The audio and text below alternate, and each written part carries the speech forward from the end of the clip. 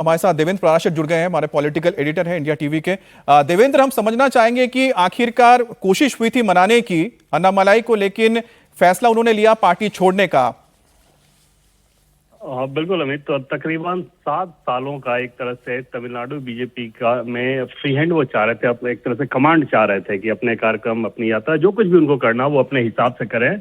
और अगर बीजेपी ऐसा करने में बीजेपी के लिए सुविधाजनक नहीं लग रहा है या संभव नहीं हो, तो फिर वो अपना रास्ता अलग करना चाह रहे थे। यही प्रपोजल लेकर वो दिल्ली आए थे।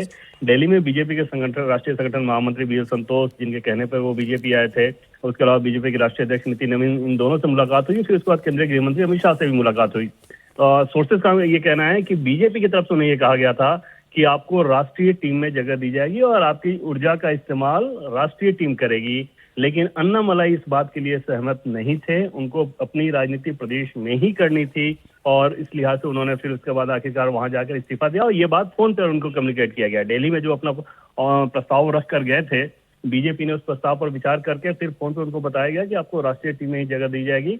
अगर ये आपके लिए मुफीद नहीं है तो फिर आप अपना रास्ता देखें। और फिर अन्नामलाई ने, जो कि पहले से ही एक मन बना रहे थे कि वो अपना रास्ता अलग करें, उन्होंने इस्तीफा दे दिया। बीजेपी ने स्वीकार भी लिया है।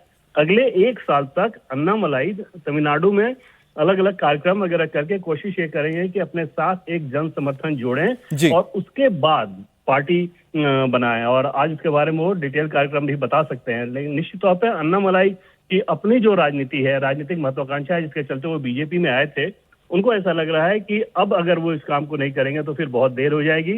विजय ऑलरेडी मुख्यमंत्री बन चुके हैं, तो जो वैक्यूम स्पेस है उसमें डीएमके और एआईएडीएमके के बजाय अपोजिशन का वो अन्नामलाई खुद पूरा करना चाह रहे हैं। अमित जी बिल्कुल, जैसा कि हमें हमारे पॉलिटिकल एडिटर देवेंद्र बता रहे हैं, मुझे लगता है आप उसी को जोड़कर कुछ कहना चाह रहे थे, तो आप अपनी बात पूरी कर लें। वही बात ही हम लोग कर रहे थे कि वो अपना कार्यक्रम बनाएंगे, घूमेंगे, सनातन की अपनी राजनीति करेंगे, नौजवानों को अपने साथ जोड़ने की कोशिश करेंगे, जो पार्टी नहीं बनाएंगे। अब हो सकता थोड़े दिन के बाद, जैसा हमने कहा ना पहले कि विजय ने कैसे किया, अपना फैन क्लब चला रहे थे, वेलफेयर की एक्टिविटी चला रहे थे, उसके बाद समय आया तो उन्होंने पार्टी बनाई और राजनीति की।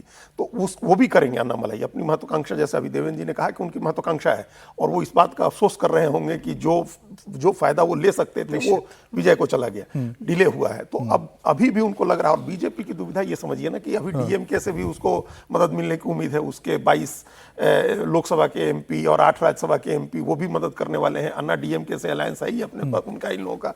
तो ऐसे में कोई बहुत खुल करके अभी इनकी सारी शर्तें मान नहीं सकती थी बीजेपी की। आपको खुली छूट दे दी जाए कि आप इनको भी, इनकी भी आलोचना करें, उनकी भी आलोचना करें, वो नहीं होता।